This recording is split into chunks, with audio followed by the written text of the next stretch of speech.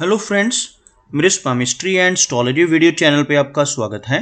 तो आज हम एनालिसिस करेंगे सैंड का और चेक करेंगे इसमें क्या क्या नई चीज़ें हमें सीखने के लिए मिलती हैं। तो एज यूजुअल शुरू करूँगा फिंगर्स के एनालिसिस से, उसके बाद चेक करेंगे फिंगर्स की सेटिंग को एंड माउंट्स को, और सबसे लास्ट में हम चेक करेंगे लाइन्स को। इस तरह से पूरे हैंड का जो एनालिसिस हम कंप्लीट करेंगे। तो चलिए मैं शुरू करने जा रहा हूँ, साथ साथ ड्रॉ करता जाऊँगा आपके लिए ताकि आपको समझने में कोई दिक्कत ना हो। दोस्तों, वीडियो शुरू करने से पहले आपको बताना चाहूँगा, यह जो नंबर आपको आपकी स्क्रीन के ऊपर नज़र आ रहा है, यह मेरा व्हाट्सएप नंबर है। अगर आप भी अपने हाथ की वीडियो बनवाना चाहते हैं या फ़ोन कंसल्टेशन लेना चाहते हैं तो आप हमें व्हाट्सएप के ज़रिए, सिग्नल के ज़रिए या फिर टेलीग्राम के ज़रिए मैसेज सेंड कर सकते हैं। दोस्तों, यहाँ पर आप देख सकते हैं इनकी जो हथेली है कुछ इस तरह से एक स्क्वायरिश शेप में नज़र आ रही है, जो इंडिकेट करती है एक हार्डवर्किंग टाइप की नेचर को। और अगर इनकी फिंगर्स को चेक किया जाए तो आप यहाँ पर देख सकते हैं फिंगर्स काफ़ी थिक है, मीडियम लेंथ में नज़र आ रही हैं, और सभी फिंगर्स के ऊपर आपको कुछ सीधी खड़ी रेखाएं बिल्कुल क्लियरली नज़र आएंगी। कुछ इस तरह की खड़ी रेखाएं आप देख सकते हैं इनकी फिंगर्स के ऊपर, लोअर फैलेंजेस के ऊपर आपको नज़र आ रही होंगी। ऐसी रेखाओं का होना काफ़ी पॉजिटिव माना जाता है। ऐसी सीधी खड़ी रेखाएं होना इंडिकेट करता है कि नेटिव काफ़ी मिलनसार स्वभाव का रहेगा, दूसरों के साथ बहुत अच्छे से पेश आने वाली नेचर ऐसे व्यक्ति की रहती है।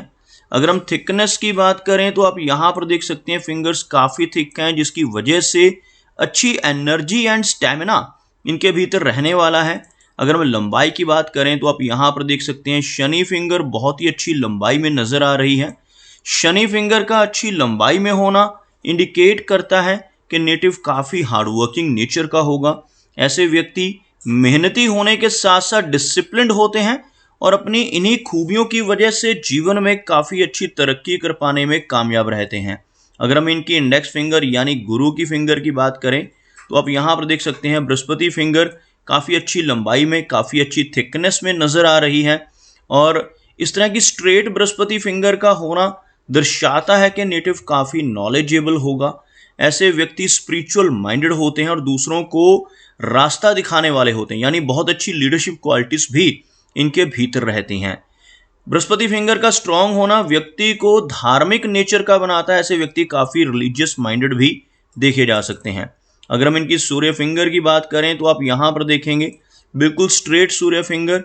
इस फिंगर का बिल्कुल स्ट्रेट होना, अच्छी लंबाई में होना दर्शाता है कि नेटिव की क्रिएटिविटी की क्वालिटीज़ और आर्टिस्टिक क्वालिटीज़ बहुत बेहतर रहने वाली हैं। ऐसे व्यक्ति एक बहुत अच्छा सोशल सर्कल बना पाने में अपने जीवन में कामयाब रहते हैं, जिनकी सूर्य फिंगर अच्छी लंबाई में हो। लेकिन साथ ही साथ थोड़ी सी रिस्क टेकिंग पर्सनैलिटी भी ऐसे व्यक्ति की देखी जा सकती है। जीवन में रिस्क लेने से ऐसे व्यक्ति बिल्कुल भी नहीं घबराते। और अगर हम बात करें इनकी इस सबसे छोटी फिंगर की, जिसको मरकरी फिंगर कहते हैं, तो आप यहाँ पर देखेंगे बिल्कुल स्ट्रेट। इन दोनों फिंगर्स के बीच में आपको काफ़ी अच्छा गैप इस एरिया में बनता हुआ नज़र आएगा। इस तरह का गैप सूर्य फिंगर और बुध फिंगर के बीच में अगर बन रहा हो तो नेटिव काफ़ी इंडिपेंडेंट स्वभाव का होता है। ऐसे व्यक्ति थोड़े से ज़िद्दी नेचर के भी होते हैं और अपनी मनमर्जी के मालिक होते हैं। जो काम करने की ठान लेते हैं उसको कर कर ही दम लेते हैं। कुछ इस तरह का स्वभाव इन दोनों फिंगर्स के बीच में बनने वाला गैप दर्शाता है। इस फिंगर की लंबाई की अगर हम बात करें तो यह फिंगर काफ़ी अच्छी लेंथ में है। सूर्य फिंगर के टॉप फैलेंज के लगभग यह करीब पहुंचती हुई आपको नज़र आएगी, जिसकी वजह से नेटिव के कम्युनिकेशन स्किल्स काफ़ी बेहतर रहते हैं। काफ़ी अच्छा बिजनेस एक्यूमेन आप यहाँ पर इनकी मरकरी फिंगर के ज़रिए देख सकते हैं। चलिए आगे बढ़ते हैं और देखते हैं इनके सभी माउंट्स को। उसके बाद हम चेक करेंगे इनकी सभी रेखाओं को भी। यहाँ पर अगर मैं एक लाइन ड्रॉ करता हूँ तो कुछ इस तरह की एक रेखा बनकर सामने आती हुई, जिसमें आप देख सकते हैं इनका मरकरी का जो एरिया हल्का सा लो सेट होता हुआ, जबकि इनका सूर्य पर्वत, इनका शनि पर्वत, ये सभी काफ़ी हाई सेट हैं। मरकरी और बृहस्पति दोनों ही माउंट हल्के से लो सेट होते हुए, यह जो बृहस्पति का एरिया हल्का सा लो सेट होता हुआ और मरकरी का एरिया भी, मरकरी माउंट का लो सेट होना इंडिकेट करता है कि नेटिव की नेचर थोड़ी सी शाई रह सकती है, थोड़ा सा हेजिटेशन वाला स्वभाव ऐसे व्यक्ति का हो सकता है। लेकिन अगर आप इस माउंट के उभार को देखेंगे तो यह माउंट काफ़ी उठा हुआ आपको नज़र आएगा, उभरा हुआ मरकरी माउंट व्यक्ति के स्ट्रॉन्ग कम्युनिकेशन स्किल्स को और बिजनेस एक्यूमेन को दर्शाता है। साथ ही साथ आप यहाँ पर देख सकते हैं काफ़ी अच्छी मरकरी रेखा आपको इनके हाथ में नजर आएगी, और इवन यहाँ पर भी आप मरकरी लाइन को देख सकते हैं। इस तरह की मरकरी लाइन का होना नेटिव के काफ़ी अच्छे बिजनेस एक्यूमेन को दर्शाता है। ऐसे व्यक्ति बिजनेस के जरिए भी काफ़ी अच्छा धन कमा पाने में कामयाब रहते हैं।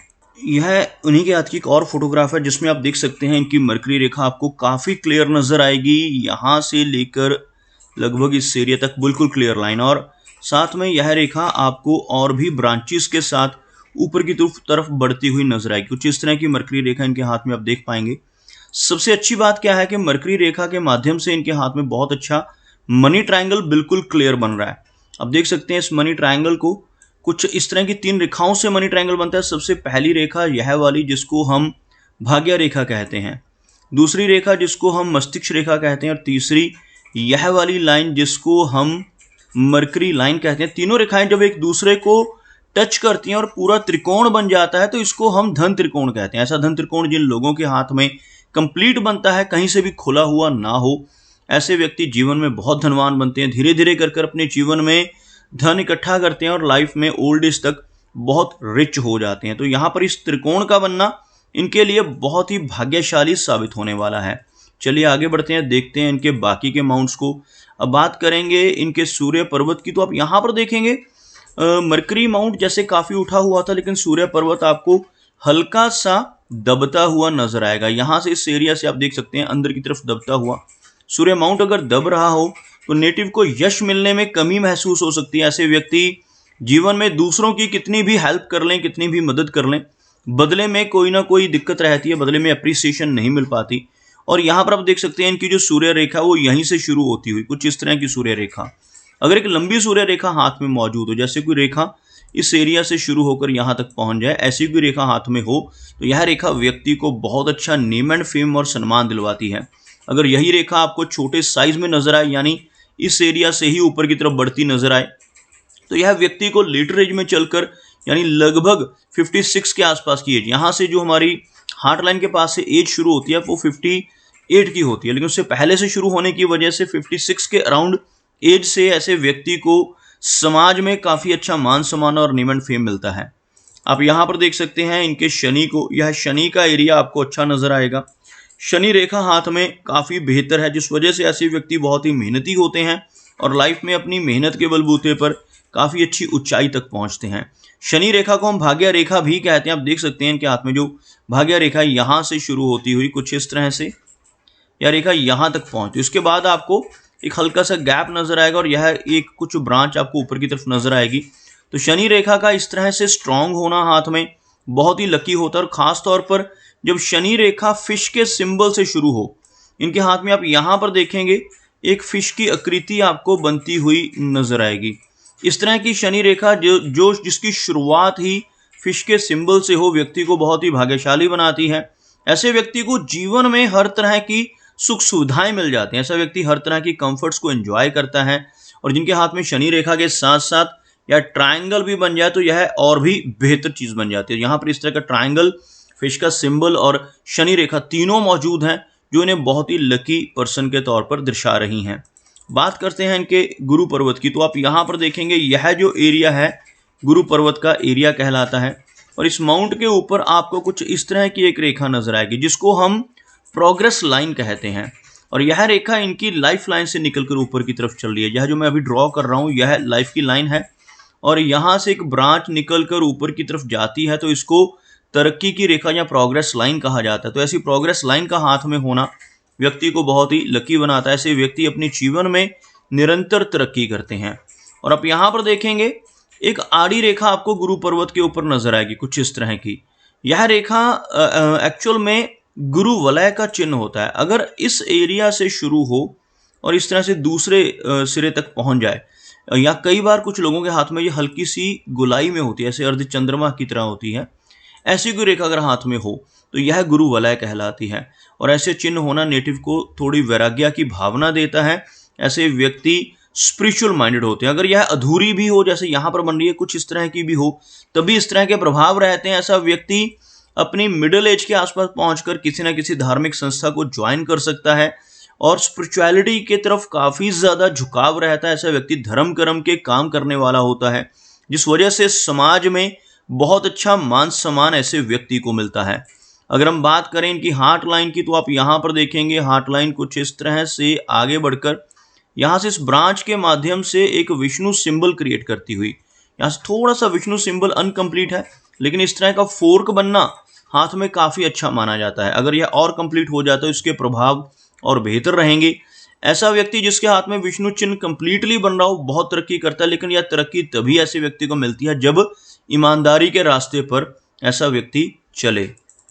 अगर हम बात करें इनकी माइंड लाइन की, तो आप देखेंगे बिल्कुल स्ट्रेट और बहुत ही स्पष्ट माइंड लाइन इनके हाथ में नजर आ रही है। यह रेखा जितना कटी फटी होती है, जितना झुकी हुई होती है, उतनी दिक्कतें रहती हैं। यहाँ पर कोई भी इशू इनकी माइंड लाइन के जरिए नजर नहीं आ रहा। भले ही चंद्र पर्वत पर कुछ रेखाएं हैं जो इन्हें तनाव दे सकती हैं, थोड़ा स्ट्रेस रह सकता है, लेकिन ओवरऑल इनकी माइंड लाइन बहुत अच्छी नजर आ रही है। काफी शार्प मेमोरी इस रेखा के जरिए आप देख पाएंगे। अगर हम बात करें इनकी जीवन रेखा की, तो आप यहाँ पर देखेंगे जीवन रेखा काफी अच्छी लंबाई में नजर आ रही है। जीवन रेखा का इस तरह की लेंथ में होना इंडिकेट करता है कि नेटिव की जो एज है वो लगभग 80 के आसपास रहेगी।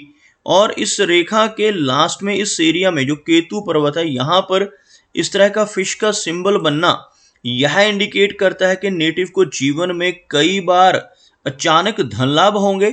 ऐसा चिन्ह होने से इनहेरिटेड वेल्थ मिलने की संभावनाएं रहती हैं, और व्यक्ति को कई बार इंश्योरेंस का पैसा मिल सकता है या अपनी पूर्वजों से पुश्तैनी जमीन जायदाद मिलने की संभावनाएं इस तरह का फिश का सिंबल इंडिकेट करता है।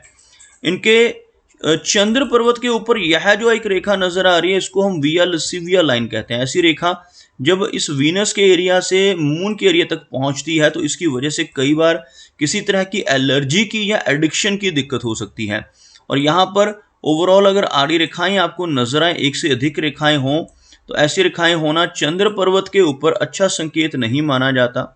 मून एरिया पर ऐसी रेखाएं होने से नेटिव को एंग्जाइटी की प्रॉब्लम देती हैं यह रेखाएं, और काफ़ी ज़्यादा ट्रैवल भी ऐसे व्यक्ति को अपने जीवन में करना पड़ सकता है।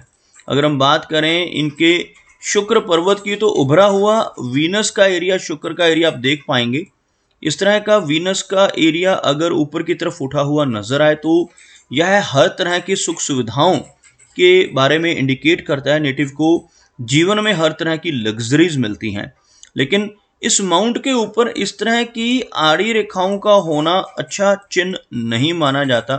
ऐसी रेखाएं हो और अगर यह कट भी रही हो कुछ इस तरह से बाकी रेखाओं से, तो यह थोड़ा सा नेगेटिव रिजल्ट देती हैं। ऐसी रेखाएं होने से नेटिव को अपनी फैमिली लाइफ से जुड़ी दिक्कतों का सामना करना पड़ता है। मैरिड लाइफ में भी डिस्टर्बेंस इस तरह की रेखाओं की वजह आना स्वाभाविक है।